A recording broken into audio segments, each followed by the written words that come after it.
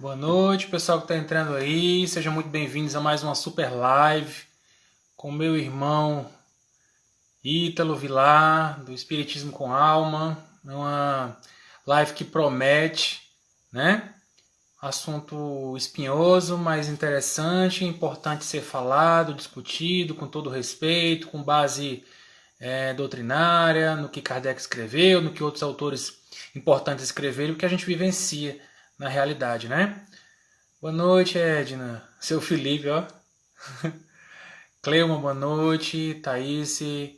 Esperando aqui o queridíssimo Ítalo entrar aqui para a gente começar essa live com ele. Boa noite a quem está chegando. Queridas, obrigado aí pela companhia, pela presença de vocês. Ver se eu faço aqui o convite pro Ítalo.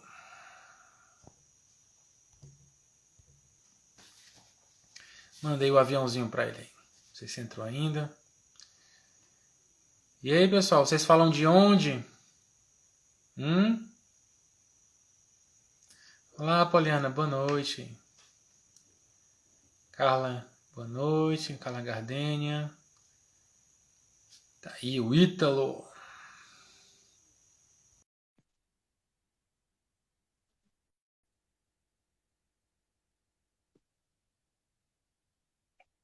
Bora seu Instagram.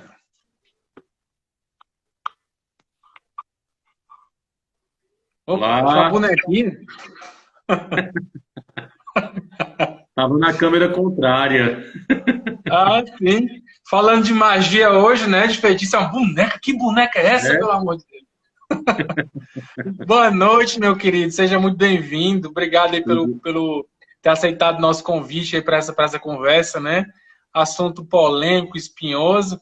Não é muito meu lugar de fala, né? Porque eu sou espírita, porque estudo, leio e acredito na manifestação, mas a prática nossa é a prática da Umbanda, né? Onde o assunto da magia é assunto mais comum, né? Mas enfim, E vamos ouvir um espírita daqueles mesmo que estuda, que sabe, para dar uma aula hoje para a gente aqui, né? Estou feliz demais aqui, animado com essa conversa de hoje, né?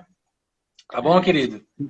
primeiramente eu queria agradecer a você a confiança, o convite, tá? De mais uma live. Já fazia um bom tempo que a gente tinha se encontrado através de uma live, né? Para tentar espalhar um pouco de conhecimento para as pessoas, né? A nossa pretensão é evidente, é incentivar o espírito de pesquisa para as pessoas que vão participar, né? E tratar de temas que realmente a gente vê uma certa dificuldade de muitas pessoas falarem, né? Inclusive as pessoas que estão dentro do meio espírita, né? Então, assim, muito obrigado, Felipe, pelo convite. Saiba que eu estou sempre à disposição, você sabe disso. Quando precisar, Sei a sim. gente está aqui para tocar mesmo num olhar mais Irmão, crítico sobre esses temas, né? isso. É importante, né? Porque é muito bacana a gente estar ouvindo muita live, muita palestra, mas é interessante que a gente mergulhe um pouco mais aprofundadamente, né, Ítalo, em alguns temas que não se conversa, Isso, né? Que fica na periferia. Ninguém entra porque fica muito disse-me-disse, está no campo da superstição, da fantasia. É importante que a gente tire o véu e mostre que, de fato, os fenômenos estão, inclusive, escritos, né? Kardec previu, falou, a espiritualidade manifesta. Lógico, não com a profundidade com que as coisas foram se desenvolvendo ao longo do tempo, mas a exato, informação está trazida, está posta para a gente, né? Basta mergulhar um pouquinho e olhar com mais atenção. Não é isso? exato, exatamente. E queria convidá-lo para fazer a prece, né? É muito importante. Quando a gente fala em assuntos mais espinhosos aqui, né? Fica uma turma invisível aí querendo dar uma atrapalhada, mas vamos que vamos aí. Que mais do que forte do que eles, tem outros aí mais. Com Nossos guardiões certeza, queridos aí, né? com certeza, né?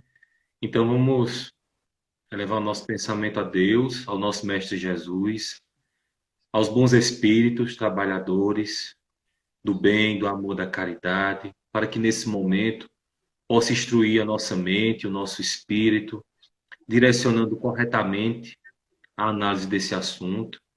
Pedir à equipe espiritual, aos pretos velhos, aos caboclos, aos guardiões que façam a contenção dessa live, para que nenhuma interferência espiritual negativa aconteça, para que ela se suceda com muita paz, para que ela realmente desperte as pessoas que aqui estão nessa noite buscando conhecimento, buscando amparo. Assim, Mestre Jesus, nós te entregamos as nossas mentes, os nossos corações a partir desse instante. Abençoa o nosso querido Felipe, que está distante fisicamente, mas tão próximo mentalmente, espiritualmente, de cada um de nós.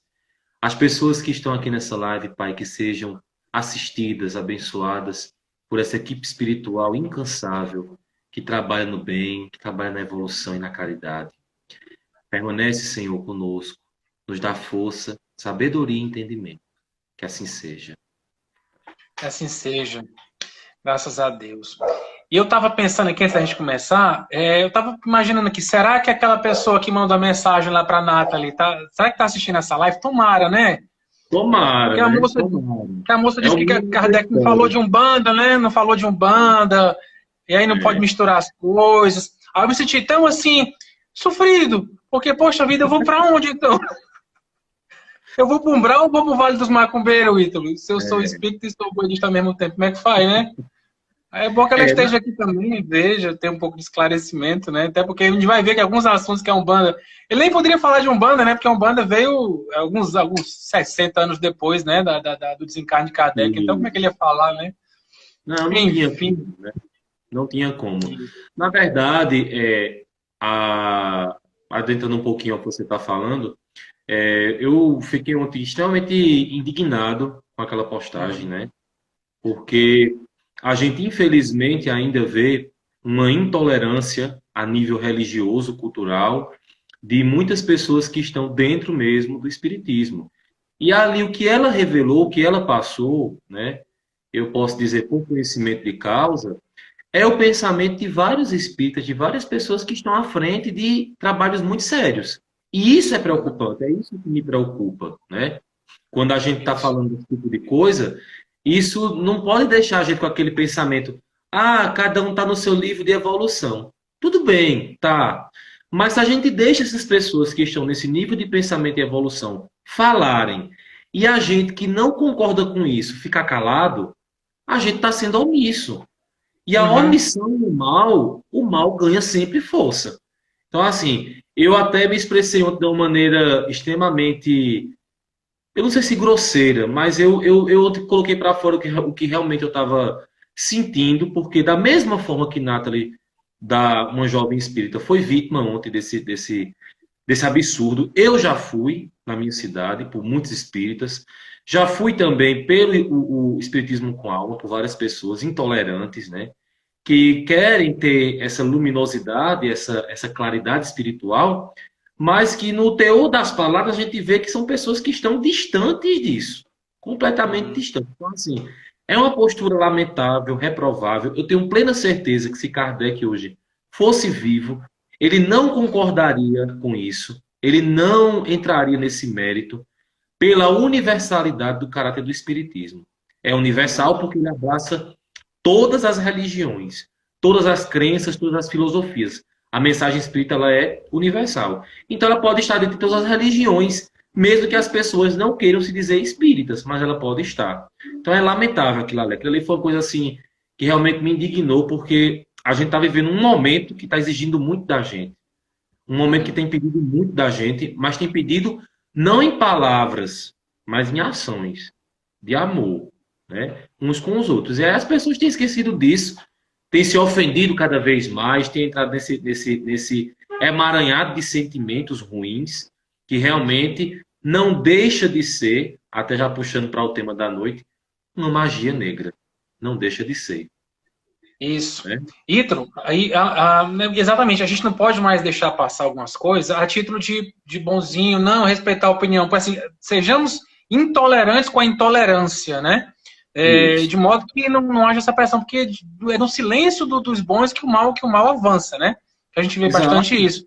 O preconceito, exato. você vê lá essa pressão de um fundamentalismo religioso que está querendo se impor no país, né, esmagando tudo. Um Brasil que é tão diversificado, de tanta cultura, de tanta religiosidade, dos orixás, da Jurema, dos caboclos, dos pretos velhos, e a gente vai deixar isso ser esmagado por uma... Que é Não minoria, né? Nem mesmo. maioria ainda não, minoria raivosa, ruidosa, que se evoca, né, de ser ungida, de povo eleito para massacrar as minorias, né? Verdadeira reencarnação dos fariseus aqui na Terra novamente. Exatamente. Exatamente. O Fariseu, que a né? gente tem visto nessas pessoas são que elas exteriorizam comportamentos que não condizem com aquela conduta que elas estão adotando dentro dos âmbitos espíritas. E muitas pessoas acham que isso é normal. E eu começo a dizer que não é, isso não é normal.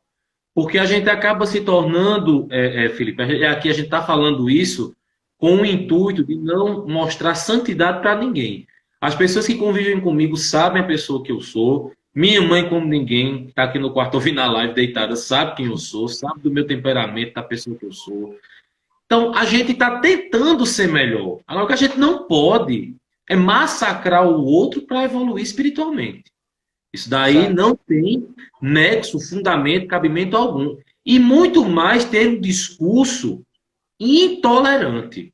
Eu sou um extremo, um espírita, eu me considero espírita, que combate a intolerância religiosa. E no meio que eu estou hoje, não são todos, graças a Deus, uma grande maioria é exceção à regra, mas nós temos uma parte de espíritas que são muito preconceituosos e querem fundamentar um preconceito que tem, né, muitas vezes com frases inacabadas de Kardec, trechos Uhum. inacabados. Aí você vê, é a mesma coisa do evangélico fanático.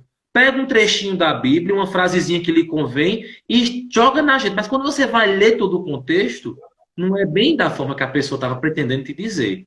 Então, a minha Exato. página, né? A minha página, a nossa página, né? Que não é minha, são dos meus seguidores e minha também. Mas a minha página, ela nunca vai ficar parada na mente das pessoas. Ela sempre vai estar tentando trazer conhecimento para as pessoas. Seja para não ter a discriminação com a Umbanda, com o Candomblé, com o culto da Jurema Sagrada, que é tão disseminado aqui na região do Nordeste, com o Vale do Amanhecer, enfim, não, a gente não tem como achar que a gente vai conseguir amar uns aos outros só quando as pessoas forem da mesma crença que a nossa, tiverem os mesmos pensamentos que o nosso, ou tiverem as mesmas convicções do que a nossa. Isso é uma ironia por parte da gente que está dentro do meio espírita, tá? E se você coloca Jesus como modelo e guia, né? Que a maioria dessas religiões citadas por você, de natureza mediúnica, mas são Jesus como modelo, como referência, né?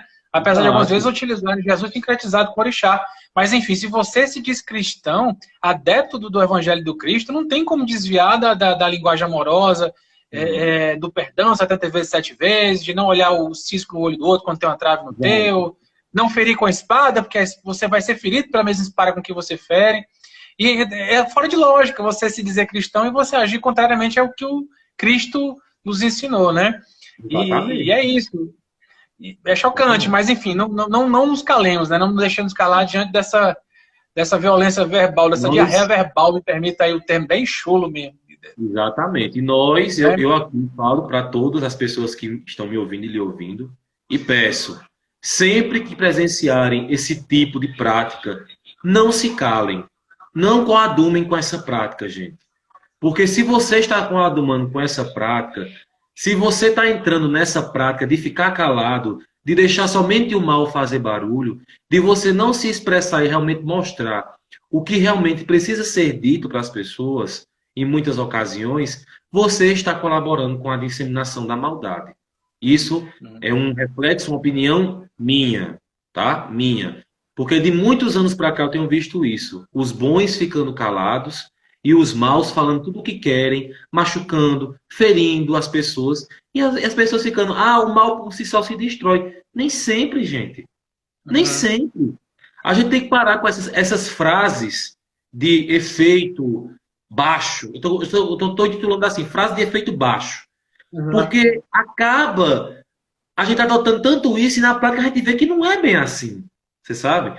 Na nota de repúdio que eu coloquei na minha página sobre o que aconteceu com a Nathalie, eu até no final coloquei assim: por favor, não me venham com essa frase de que, não confundo o espiritismo com os espíritas. Ora, e quem está fazendo espiritismo? São os católicos? São os evangélicos? São os umbandistas? Não, são os espíritas. Aí você vê uma pessoa que se intitula espírita, não é exigindo perfeição, com um discurso Uhum. como esse. Hoje a gente sabe que 80% da frequência das casas espíritas são católicos, não são espíritas. Se não chegar a ser 90% da frequência hoje em centros espíritas, em terreiros de Umbanda. Isso é dado hoje de fonte do IBGE. Isso aí. Uhum. A maior frequência hoje das religiões espíritas e espiritualistas são católicos. São pessoas de outra crença, não são espíritas. Aí a pessoa vê um discurso como esse, que é aí que eu sempre falo a questão do espiritismo não ser uma religião, mesmo que as pessoas queiram fazer dele uma religião, mas ele não é, acaba adotando esse comportamento fanático, apaixonado e sem fundamento amoroso e doutrinário. Porque eu tenho certeza, Felipe, se Allan Kardec fosse vivo, tenho certeza disso. Ele estaria pesquisando as múltiplas formas de manifestações mediúnicas. Ele não estaria somente... Eu não teria dúvida disso. Ele estaria pesquisando a questão do culto aos orixás, a questão da Umbanda, a questão do candomblé, a questão do xamanismo de muitos índios, de práticas mediúnicas de índios. Ele não estaria com a mente fechada, né, com essa ideia de preconceituar, de retirar, de excluir. Eu, particularmente, pelo pouco que estudo, leio de Kardec, principalmente na Revista Espírita, que é onde eu vejo aquele Kardec humano, que muito espírita quer botar Kardec como São Kardec. E aí é que está o perigo da coisa. E eu não. Eu vejo um compilador humano que, em muitas situações, dentro da codificação, ele deu opiniões e ele se retratou dessas opiniões em livros futuros. Isso. É isso que é bonito. Uhum. É isso que é bonito do trabalho de Kardec. É você ver, como um exemplo aqui que eu posso citar para a gente até adentrar no tema da noite, né? Kardec, no Livro dos Médiuns, ele não concebia a hipótese de haver possessão mediúnica, que é um fenômeno mediúnico, por bons espíritos. Ele fala isso no Livro dos Médiuns. Mas mais na frente, na Revista Espírita, ele vai se retratar, se redimir da opinião. Isso. E confessa que pode acontecer a possessão por bons espíritos. E isso para mim é fantástico, porque você vê um espírito de ciência e de pesquisa. Qual é o cientista que a princípio não adota uma ideia equivocada que mais na frente ele não se redime? Isso é espírito científico, é espírito de ciência. Agora, o caráter, espírito, né? Exato. Caráter. Agora, o espírito dogmático religioso é aquele que você diz, é assim e não muda. Então você vê, dogma religioso, ele não combina com o espiritismo. Ele nunca vai combinar. Por mais que as pessoas queiram, mas não combina. Tá? Então, assim, eu acho até importante a gente já falar sobre isso para as pessoas, para elas começarem a entender o território que estão pisando. Se você entra no espiritismo achando que vai achar uma nova religião na sua vida, possa ser que você se decepcione, porque você vai ver um espírito científico, filosófico e de pesquisa. E aí as pessoas que não gostam de ciência, de filosofia, vão se dar mal estudando espiritismo. Vão se decepcionar. Porque não estudam também, né? Aí é uma pena, porque fica só no aspecto superficial, né? Das repetições de palestras, de ouvir dizer. Eu, quando busquei também o lado de Jesus, né? Que é o nosso caso universalista, onde se combina, né, o espiritismo com as práticas da Umbanda, eu vinha cheio também de ouvir dizer. Eu não tinha ainda mergulhado na literatura, revista espírita, no Livro dos Médiuns, Livro dos Espíritos, para compreender que aquilo que eu estava trazendo de preconceito não era fato. Eram ideias, eram opiniões, não era fato. Era opinião de uns outros que nem conhecem o que estava falando. Então, que a gente também, que assistir nessa live, ou que vai assistir depois ela gravada no YouTube ou por aqui, que tem esse espírito de buscador da verdade, buscador do conhecimento, que duvidem do que a gente está falando aqui, não acreditem no que o Igor está falando, nem o que eu estou falando aqui. Pesquise, investigue, leia, veja que aquilo que atende, que traz respostas para você, para o teu íntimo, no aspecto devocional, no aspecto científico, no aspecto filosófico, né? Exatamente. Enfim, cada ser humano é um mundo, mas a ciência está aí, a filosofia está aí. Cabe a você refletir, não deixar ser iludido por opiniões que muitas vezes são contrárias à própria aquela fundamentação que você traz como referência de vida. Então você vive numa contradição eterna. Não pode. Verdade. Autoconhecimento. É muito importante, até eu ressaltar isso para as pessoas que estão me ouvindo, que quando a gente começar aqui a tratar do tema, eu quero que as pessoas entendam uma coisa. O tema vai ser tratado baseado em fontes seguras. Eu não quero que as pessoas achem que o que eu vou falar ou ler, porque tem algumas coisas que eu vou ter que ler, as pessoas pensam que é criação da cabeça da gente. Não. E muitas coisas que eu vou falar aqui são experiências particulares minhas, que com outras pessoas pode ser diferente. Então, o que é importante primeiro destacar, o que você vai ouvir aqui não é a verdade absoluta. Não é. Uhum. Se você está ouvindo essa live tentando buscar a verdade, só digo uma coisa, você vai se decepcionar, porque o meu intuito hoje nessa live é perturbar você para que você estude. É, Isso. certeza disso. O que eu vou fazer aqui hoje com você, e eu me preparei muito bem para essa live de hoje, pode ter certeza disso, é Massa. perturbar a mentalidade das pessoas para que elas raciocinem o que a gente vai tratar aqui.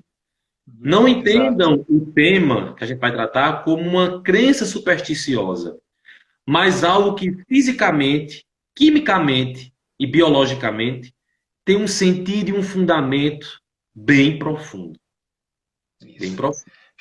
Mandar um abraço aqui pro Fernando, que entrou aí, né? Nosso irmão, do trio Opa, Parada Dura. Fernando. Fernando é uma figura, meu irmão querido. Abraço para você, viu, meu irmão? Grande abraço. Ítalo, aí começando aqui, me perguntaram também assim essa semana sobre a magia negativa, mas não é magia negra, é a mesma coisa. Aí eu expliquei, né? É bom a gente trazer também esse conceito.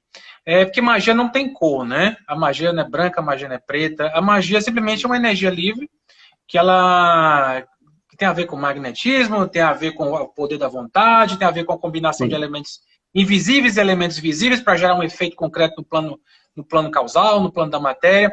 Mas, enfim, a gente prefere adotar o termo magia negativa para fazer a contraposição com a magia positiva, que é a energia curadora, que tem a ver com magnetismo, com isso. cristal, com banho de ervas, é a parte do restauro das forças, da restauro das energias, da cura. E Isso. magia negativa, no aspecto não ser negra, até porque a gente escuta nesses tempos muito de racismo estrutural, de você associar o que é mágico com o elemento negro, como se isso fosse inferior, o que é africano é menor, e não é, né? Então, tudo quanto toda a possibilidade que a gente tem, a oportunidade de desassociar o que é mal com o preto, com o africano, a gente vai fazer isso aqui, porque de fato é todo mundo irmão, tudo filho do mesmo Pai Celestial, Sim. e nem a cor da pele que difere ninguém, né?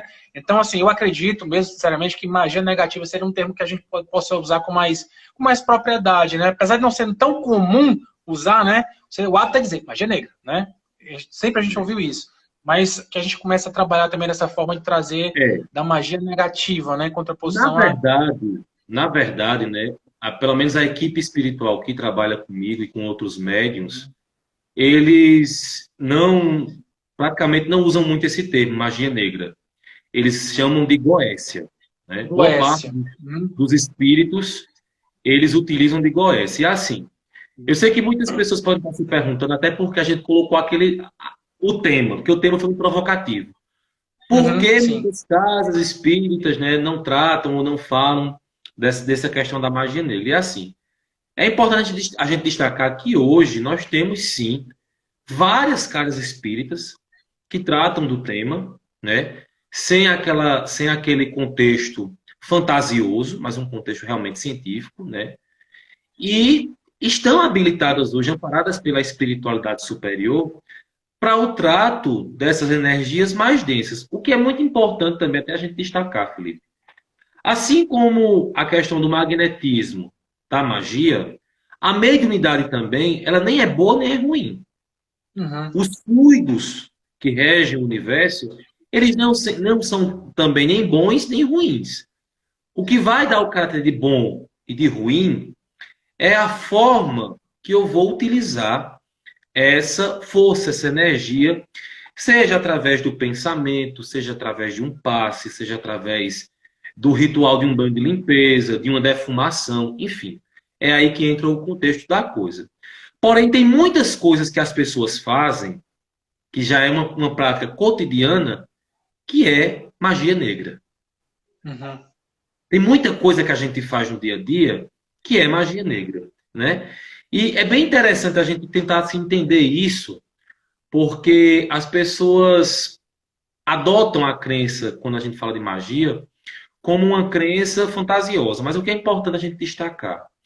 A gente tem que entender, como Allan Kardec entendeu lá na obra O que é o Espiritismo, no item que ele fala dos feiticeiros, que ele tem um item que fala sobre isso, Allan Kardec, que ele Sim. vai dizer assim: O espiritismo ele veio destruir a magia negra. A magia mesmo, né? No sentido assim mais pejorativo da coisa.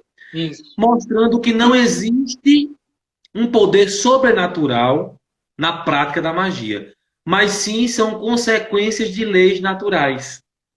Ó, você percebe que rico isso?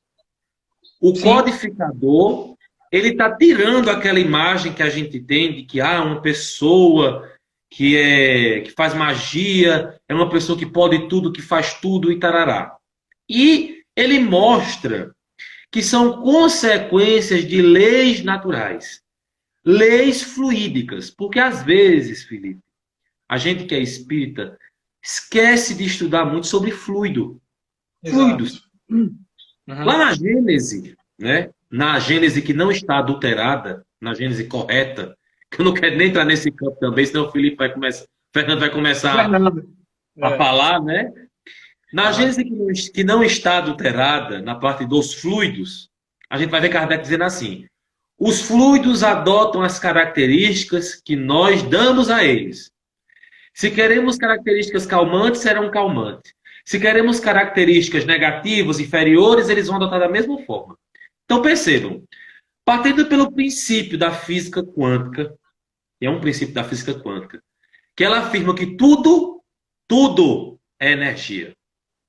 Tudo é energia.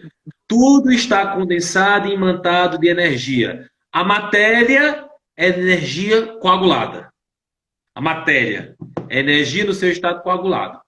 Então a gente já começa a entender que muitos dos apetrechos que são utilizados para gerar uma descarga fluídica negativa em uma pessoa tem um sentido de ser utilizado dentro do ritual da magia negra.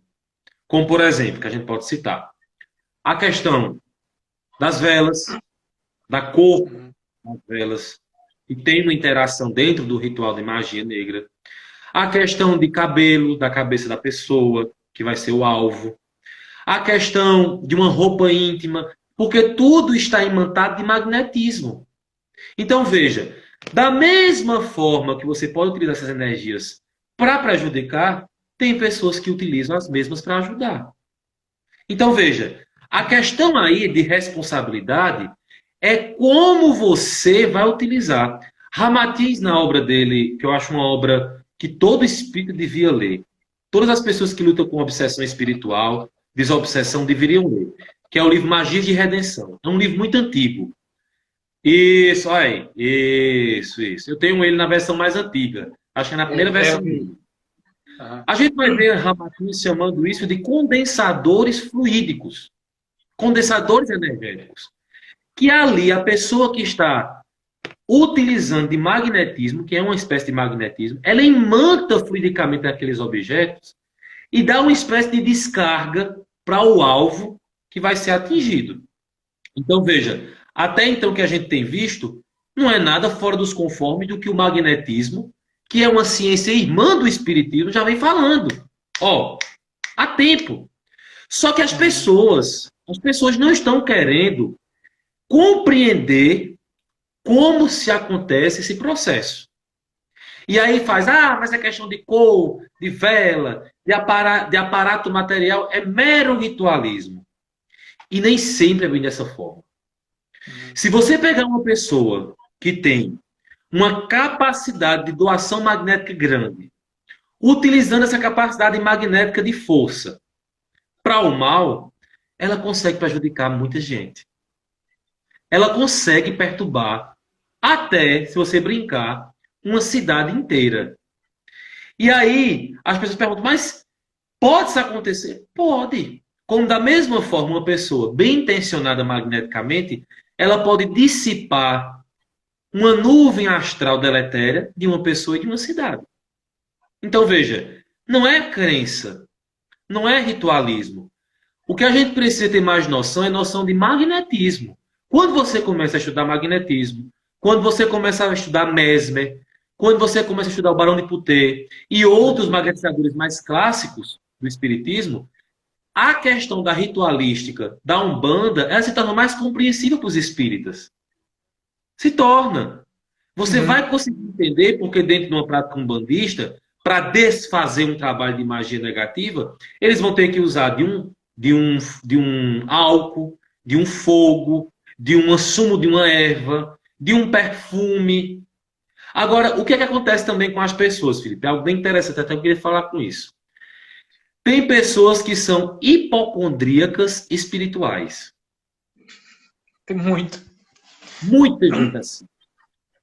Eu conheço pessoas que, quando começaram a estudar magia negra, sempre se acharam que estão sendo vítimas de magia negra. Pessoas que sempre estão com a ideia de que tem alguém atentando contra ela. Pessoas que sempre estão achando que alguém está querendo fazer mal para ela. E veja, a gente não pode estar mergulhado nessa vibração. Porque aí realmente, se a nossa mente está emanando esse tipo de pensamento, os espíritos inferiores, eles sempre vão estar colocando essa ideia de que alguém ou algo está fazendo algo contra mim. Uhum. Né? E tem muitas coisas que as pessoas fazem com a gente, como, por exemplo, um abraço de uma pessoa falsa. Você já sentiu isso? Cruel. Você já experimentou receber um abraço de uma pessoa que não é bem intencionada com você? Você adoece. Já aconteceu comigo, já aconteceu com vários outros médicos. É uma descarga de fluido tão grande que a pessoa passa mal. Aí você vê que interessante. Até um outro exemplo para vocês começarem a compreender mais essa questão. A questão do mal olhado que a gente vê, que é um tipo de energia negativa que é manipulada por uma pessoa que tem um potencial magnético enorme, mas não sabe. Mas na região dos olhos, ela dispara essa condensação de fluido sobre o alvo, uma planta, uma criança, e a criança absorve e fica lá passando mal, né? Aí você Isso. leva a criança para uma rezadeira, e geralmente quando é o quebranto, que as rezadeiras chamam, elas sempre vão utilizar de uma erva que tenha um magnetismo espiritual quente, bem quente, para desfazer aquela congestão de fluidos. Então você vai ver uma rezadeira com um galho de arruda, que é uma erva de magnetismo quente. Você vai ver uma rezadeira com um raminho de pinhão roxo, que é uma planta de magnetismo quente, para desfazer aquilo ali. Não é porque qualquer plantinha ela reza. Não. Se você conversar com a rezadeira, para cada reza, para cada oração, para cada quebranto que ela vai tirar, ela vai ter uma erva específica para aquele trabalho.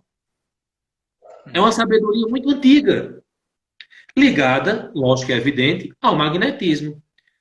E aí muitas pessoas dizem assim, mas Ítalo, se na Umbanda eles utilizam álcool, perfume ou outros parâmetros para desmanchar um trabalho, a casa espírita, ela consegue desmanchar esse trabalho? E aí vem a resposta da noite, né? Já para a gente ir pensando. Consegue. Como ela vai conseguir? Através de uma fonte de energia animal, magnética, que emanam dos médios, o ectoplasma. Uhum. Você percebe?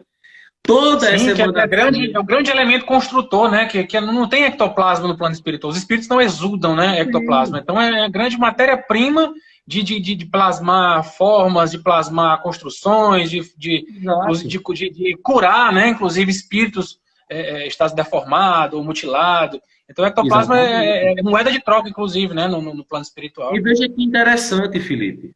Veja que interessante.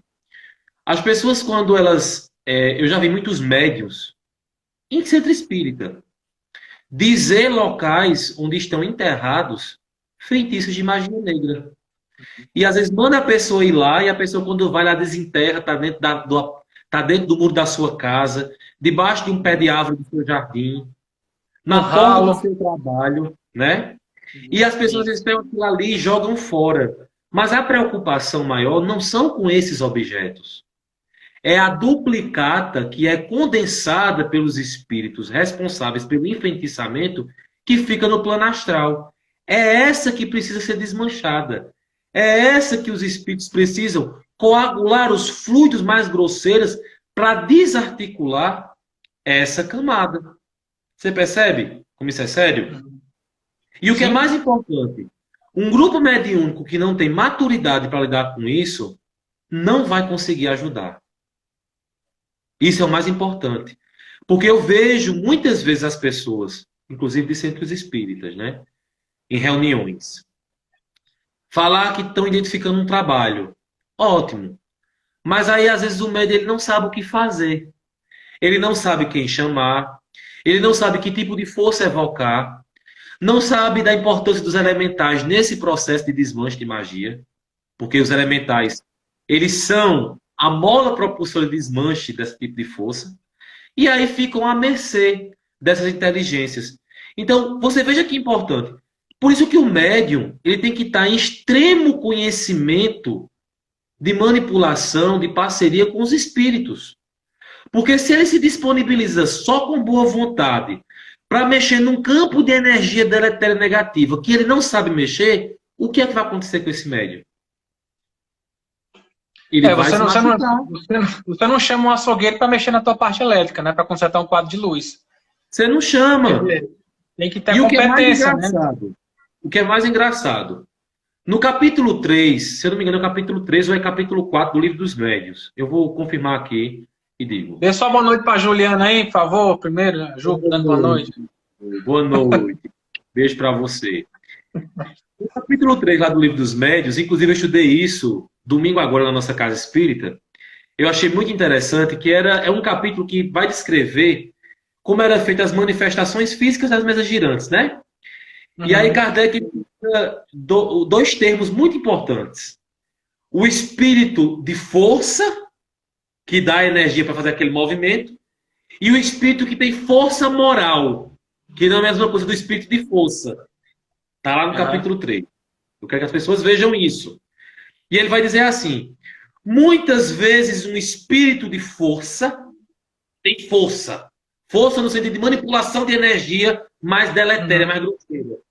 Pode ser utilizado por um bom espírito, um espírito de força moral maior, para realizar certos efeitos físicos. Aí quando eu li isso, eu digo, caramba, é isso. Olha que louco, olha como o estudo é uma coisa importante na vida do médico. Poxa, é isso. É isso que acontece na Umbanda, no desmanche de magia negra. Um bom espírito, de um patamar maior, mais moral, mais desmaterializado, ele se utiliza de um espírito bondoso, porém moralmente inferior, porque inferior não quer dizer mal, inferior não quer dizer mal, para que ele utilize a força que ele tem para fazer a antigoécia, que é o desmanche dessa energia. E você vê, Ítalo, muitas vezes eles fazem o seguinte, tem um guia, né, um mentor que está lá cuidando do trabalho de desmanche, ele vai obrigar mesmo, constranger os próprios criadores da magia, né, os próprios, os caras que fizeram aquele troço lá, aquele despacho, né, aquele o nome do que se dê para aquele aparato. Eles chamam os caras, obrigam, bora, agora vocês vão desmanchar isso aqui. Porque a pessoa aqui não tem merecimento, não, está fora do livre-arbítrio, da causa e efeito, isso aqui tem que ser desmanchado. Então, o espírito grosseiro é que vai fazer o desmanche da grosseria que engendrou, né? Naquele momento. E isso acontece dentro de grupos espíritas, quando o grupo está apto a entender magneticamente como acontece o processo de enfeitiçamento. Lógico, eu não estou aqui obrigando a dizer às pessoas que tem que saber disso. Mas se você está na casa espírita, saiba que em dado momento, numa dada circunstância, você vai bater com uma pessoa que vai vir com um tipo de obsessão como essa. E você tem que saber agir. Porque, veja, eu não posso combater um câncer de pulmão tomando Dorflex. Posso? Não dá. Eu não posso combater uma arritmia cardíaca tomando dipirona em gota. Posso? Não posso. A mesma coisa que a gente vai tratar dos tipos de obsessão espiritual, né? Eu queria até fazer aqui um destaque de um dos centros espíritas que eu mais tenho o prazer de conhecer e de estudar os livros daquela casa, que é o Lar de Frei Luís, né? O Lar de Frei Luís, lá no Rio de Janeiro. Você vê uma coisa muito importante que acontecia lá. O Lar de Frei Luís, ele tinha reuniões Hoje, provavelmente não tem mais, porque boa parte desses médios já desencarnaram. Mas ele tinha reuniões de anti-Goécia. Como essas reuniões? Os médios ficavam em uma sala dentro da mata lá do Boiúna, né? Uhum. Dentro de uma sala distante da localidade do centro. Eles Perto da dormiam lá. mata, perto da natureza, né? Isso. Já por uma Sacando isso questão aí. política. Exato. Ficavam distantes das pessoas, se preparavam espiritualmente e era utilizado a mediunidade de efeito físico para trazer para o local muitos desses aparatos que eram utilizados em trabalho de magia negra. Uhum. E para quem quiser confirmar o que eu estou falando, eu recomendo aqui esse livro, ó. Espíritos Decaídos Materializados, do pesquisador espírita mais sério que eu conheço até hoje, Dr. Paulo César Frutuoso, médico oncologista de 40 anos, com figuras, fotos que ele tirou naquela época, mostrando a materialização e o desmanche desses trabalhos. Aí o povo faz, Ave Maria, mas isso é muito forte, isso é muito trevoso, eu não vou me deter a isso não. Realmente, não é um assunto fácil de ver não. Mas quando Ítalo, você passa, só um né? parêntese aqui, ó. Esse aqui também, ó, quem quer ler, entender o que, Vou que se passa falar, no desmanche. vou Anti-Goécia, a falar. luta contra a bruxaria, do Luiz da Rocha Lima, né, que foi o fundador do lado Frei Luiz. E aqui tem muita foto de materialização, né? Ele trata, dentro do lado Frei Luiz, como anti-Goécia, né? E o pessoal que não entende o que é Exatamente. Goécia, Goécia atribui-se a Salomão, o rei Salomão, que ele fazia evocação de demônios, né? Dos 72 Isso, demônios. O Fernando é que sabe bem disso aí, que o Fernando é um estudioso de decora e aprende, isso aí é o nosso guru, isso. para assuntos mais acadêmicos, né? Mais eruditos.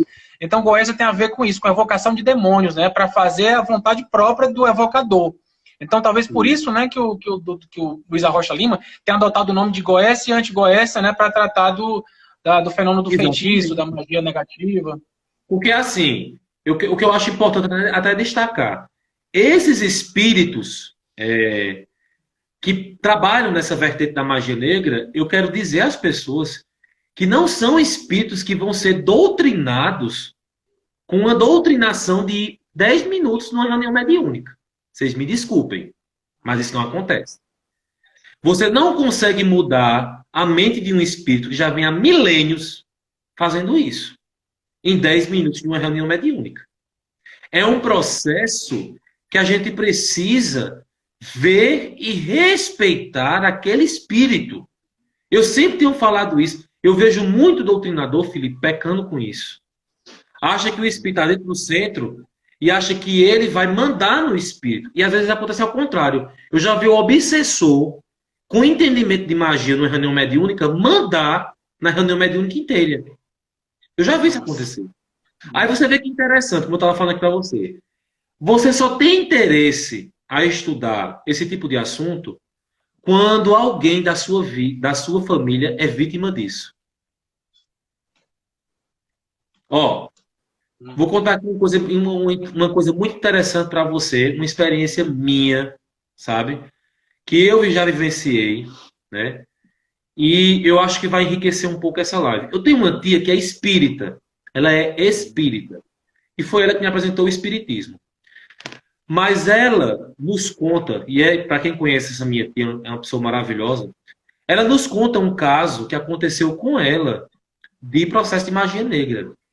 E eu vou contar rapidamente para que você veja a situação. Minha tia era envolvida com política na cidade aqui do interior, que é a cidade dela, né? E aí, naquele jogo de embate político, que é uma energia muito deletéria, ninguém vem Uhum. dizer muito uma energia saudável, ela acabou sendo alvo de crítica de algumas pessoas da cidade, pessoas com inveja da atuação política dela na época, enfim. Um certo dia, ela se acordou, ela é médium também, percebe algumas coisas, tem algumas percepções espirituais. Ela se acordou e na porta da casa dela, na entrada da casa dela, tinha um sapo. Um sapo. E ela disse que quando foi chegando perto do sapo, sentiu uma coisa muito ruim, que ela passou mal, a cabeça dela começou a doer de uma maneira absurda. Aí ela disse que voltou. Voltou. Deixou o sapo lá e voltou. E de repente, mais do que de repente, ela começou a apresentar uma cefaleia que não tinha cura. Minha tia, ela tinha tanta dor de cabeça, Felipe, que ela botava a mão na cabeça e ela fazia assim: ai, minha cabeça, ai, minha cabeça, ai, minha cabeça. E não passava. Nessa época, minha tia não era espírita, né? Uhum. Não era espírita. Mas a situação tomou uma proporção tão grande que ela buscou, numa cidade próxima à nossa, um senhor que era médium umbandista, né? Uhum. E ela buscou esse senhor, aí ele foi aplicar um passe nela, foi dar um passe, uma dispersão, né? Sim. E aí tinha uma pessoa que assessorava esse médium nos atendimentos que ele fazia naquela época. Isso foi há 30 anos atrás, 40 anos atrás, faz muito tempo isso, né? E ela disse que ele incorporou um espírito de nome Osana. E essa mulher, ela tinha um problema, ela morreu com um problema na cabeça, com uma dor terrível na cabeça, né? Acho que provavelmente algum de acidente vascular cerebral, né? Uhum. E aí ela disse que o espírito se comunicou através dele, e o espírito dizendo assim, que estava sendo forçado, subjugado por outros para fazer aquilo com ela, né? E aí ela conta que o espírito rapidamente saiu do médium, né? Desincorporou. Depois o mandante do trabalho, o espírito que ela estava sendo responsável pelaquela magia, se apresentou e disse que tinha sido descoberto, que ia ter que ser desarticulado e ia tirar aquele mal que foi projetado para ela. Aquele mal. O espírito foi embora. O médium voltou e disse: pronto, agora nós vamos fazer realmente agora o desmanche desse trabalho. Minha tia conta que o médium colocou as duas mãos, uma mão na cabeça e outra para o céu. Ele levantou a mão assim. Aí ela disse que com essa mão aqui ele rodou assim no céu, rapidamente, e desceu com a mão aberta.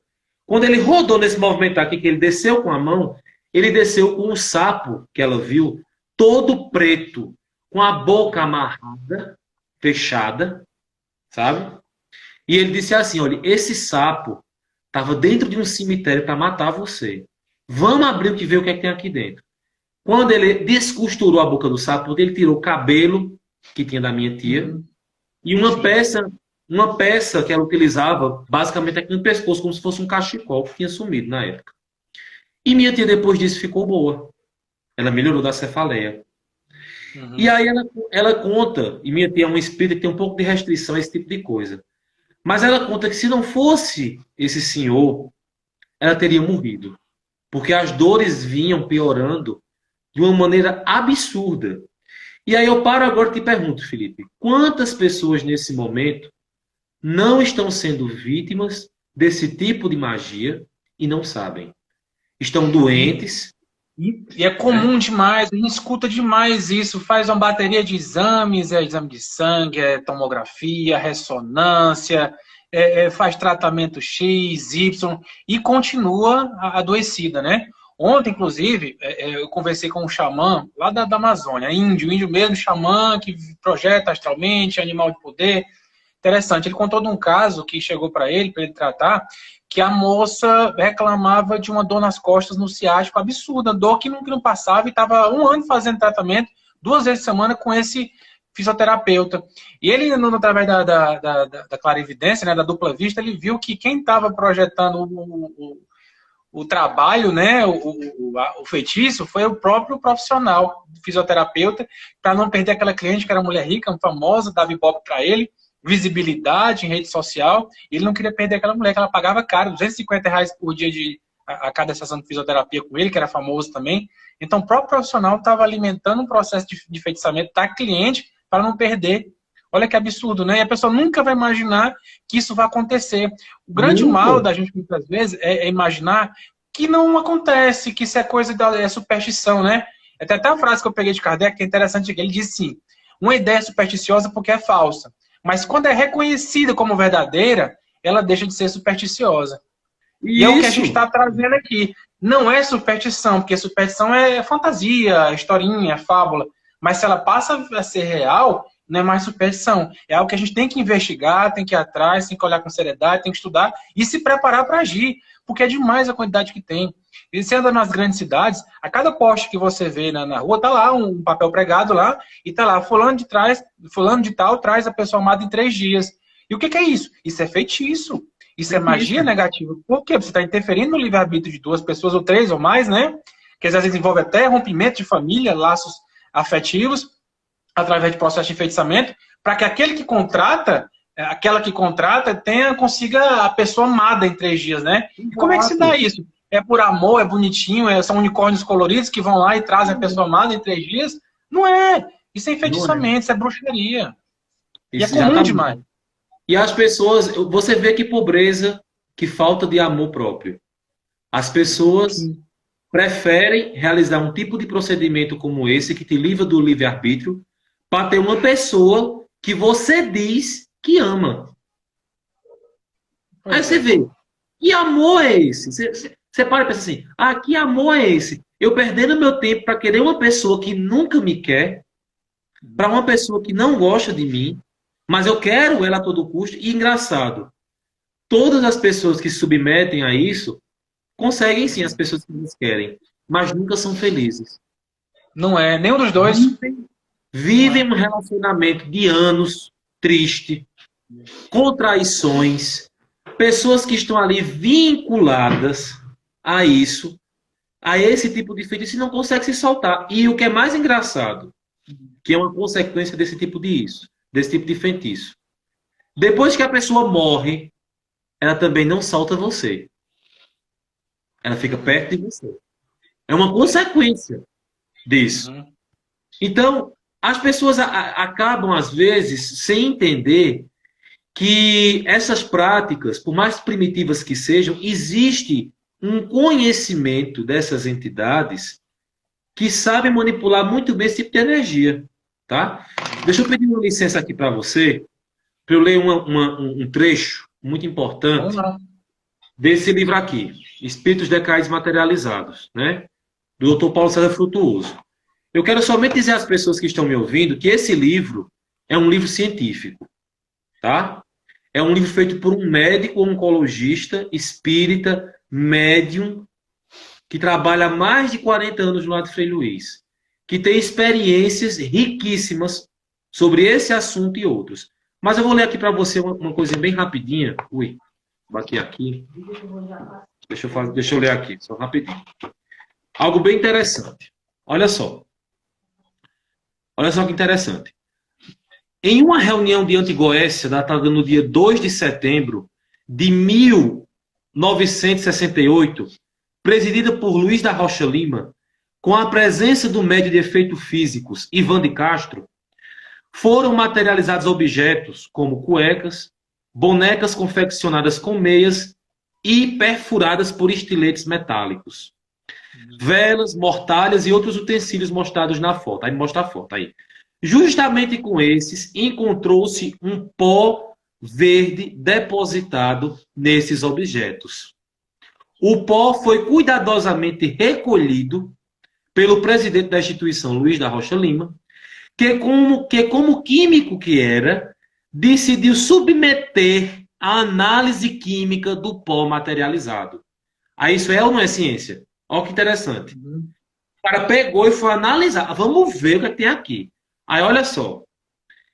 A seguir, transcreve exatamente o que ele analisou e o que concluiu sobre o pó que se encontrava sobre o trabalho de magia negra. Olha só. Ferre cianídrico foi o que ele encontrou no pó. Conclusão.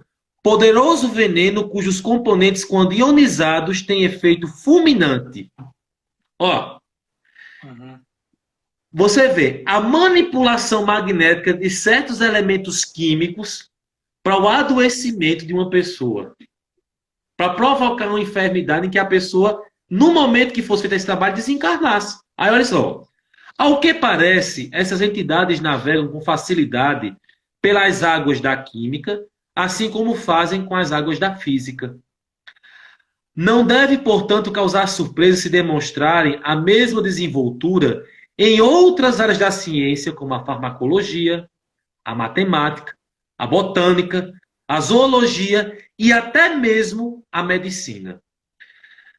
Rocha Lima sempre demonstrou muito carinho e respeito aos médicos e sempre nos alertava da possibilidade de poderem causar enfermidades, mesmo distantes, através de feitiços confeccionados com metais organogenéticos. Em seu livro, A Luta contra a Bruxaria, foi isso que você mostrou, Sim. discorre sobre a existência em nossa corrente sanguínea de metais e metalóides em dosagens mínimas e precisas que não podem ultrapassar uma cota teto tolerável. Entenda o que eu estou lendo aqui, gente. Uma cota teto tolerável. São os chamados oligoelementos. Daí a utilização de objetos em trabalhos de magia como agulhas, anéis, moedas, níquel, cobre, alumínio e pregos enferrujados. Acompanhemos mais um pouco o que o presidente fala nesse livro. E aqui vem a parte mais importante que eu acho. Os traços radiantes dos metais são projetados contra o campo áurico da vítima enfeitiçada. Isso é o quê? Radiação. Radiação. Ciência que a gente conhece. Depois baixam vibratoriamente para os estados radiante líquido e sólido, através da sucção dos chakras e do duplo etérico. Ó, vê como a gente tem que entender até o que é corpo espiritual, os corpos espirituais e os plexos. Olha que interessante isso. Esses metais penetram na circulação sanguínea através do sistema nervoso endócrino, intimamente ligados com o mundo etérico astral. Conforme a intensidade dos traços fluídicos do metal projetado no processo, o chakra vital esplênico recebe o primeiro impacto e reduz seu metabolismo defensivo do duplo etérico. Ó, em seguida, o sistema nervoso conduz a carga mórbida, ainda fluídica, até a glândula da hipófise, a regente da organização humana. Ali se polariza até convergir lentamente em direção à tireoide, ao fígado, às supras renais e ao pâncreas. Finalmente, completa o ciclo aderindo ao sangue e atingindo o baço. E aí começam os processos de adoecimento. Você vê que interessante? Ítalo, falta 2 minutos para a live cair. Às vezes o Instagram passa 1 hora, 2 horas, né? Mas não vamos confiar não, né? Vamos não. A gente derruba aqui para começar a outra em seguida, logo após. Viu? Exatamente. Dá certo? Você continua conosco? Beleza. Pronto, bom demais. Gente, vocês voltem, viu? Estão falando de magia, vamos pegar no pé se vocês não voltarem aqui na segunda etapa. Até mais.